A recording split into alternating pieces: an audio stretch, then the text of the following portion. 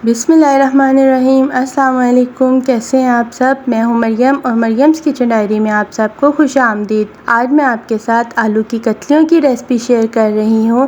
जब कुछ चटपटा और मज़े का खाने का दिल चाहे तो फ़ौरन से ये बनाएं और मज़े से खाइए। वीडियो को एंड तक देखिएगा, पसंद आए तो लाइक कीजिएगा। तो चलिए फिर बिना टाइम ज़ाया किए अपनी रेसिपी स्टार्ट करते हैं। बिस्मिल्लाहिर्रहमानिर्रहीम। जी 1 किलो आलू है, इनको छील लिया और इतने मोटे स्लाइसेस इसके मैंने काट लिए और पानी में डिप कर दिया है। इसके साथ ही ये हाफ कप ऑयल का है, 1 टेबलस्पून चॉप जिंजर है, 3 से 4 टेबलस्पून इमली का पल्प है, 1 बड़े साइज़ का टमाटर चॉप किया हुआ है, 2 टेबलस्पून सब्ज़ मिर्च चॉप की हुई है, 1 टीस्पून ज़ीरे का जाएगा इसके अंदर, 1 टीस्पून इसमें पिसी लाल मिर्च है कि, half teaspoon chilli flakes की है, हाफ टी स्पून हल्दी है, 1 टीस्पून इसमें नमक आ जाएगा। नमक कम या ज़्यादा अपने हिसाब से कर सकते हैं।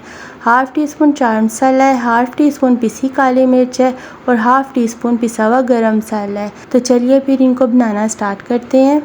सबसे पहले कढ़ाई के अंदर हम ऑयल डालेंगे। ऑयल डालकर तो फिर हम ये आलू डाल देते हैं और आलूओं को हम फ्राई करेंगे। फ्राई किए हुए आलूओं का बहुत ज़बरदस्त टेस्ट आता है और बड़े मज़े के बनते हैं। आलू फ्राई हो जाएं तो अब इन्हें निकाल लें। अब इसी ऑयल के अंदर चॉप किया हुआ अदरक और हरी मिर्चें डालें और इनको फ्राई करें। हल्का सा गोल्डन हो तो अब इसके अंदर ज़ीरा शामिल करें और ज़ीरे को भी हल्का सा फ्राई करें। अब इसके अंदर टमाटर शामिल करें और टमाटर को भी 1 से 2 मिनट तक फ्राई करें।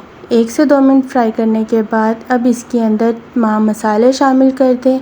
मसालों को 1-2 मिनट तक अच्छी तरह ऑयल के अंदर फ्राई करें। अब इसके अंदर हाफ कप पानी का शामिल करके अच्छी तरह मिक्स करें और ढककर 5 मिनट के लिए हल्की आंच पर पका लें, जिससे टमाटर अच्छी तरह सॉफ्ट हो जाएंगे। 5 मिनट बाद ढक्कन उठाएं, मसाला अच्छा सा भून लें, ऑयल ऊपर आ जाए अच्छी तरह तो फिर इसके अंदर फ्राई किए हुए आलू शामिल कर दें। आलू शामिल करके मसाले में अच्छी तरह मिक्स करें। आलू फ्राई हुए हैं इसलिए चम्मच बड़े एहतियात से चलाइएगा, वरना आलू टूट जाएंगे और कतलियाँ देखने में अच्छी नहीं लगेंगी। अब इसमें इमली का पल्प शामिल करें और इसको भून लें अच्छी तरीके से। स्पाइसेस आप अपने हिसाब से कम या ज़्यादा कर सकते हैं। अब बिल्कुल हल्की आंच पर 5 मिनट के लिए ढक दें ताकि आलू मुकम्मल तौर पर पक जाए। ले 5 मिनट हो चुके हैं, ये देखिए, और आलू हमारे मुकम्मल तौर पर पक चुके हैं। ऑयल ऊपर आ गया है, चूल्हे की आंच बंद कर दी है। अब इसको मैं डिश आउट करके आपको इसकी फाइनल लुक दिखाती हूँ। आप इसे घर की रोटी के साथ खाएं, पराठे के साथ खाएं या तंदूर की रोटी के साथ खाएं,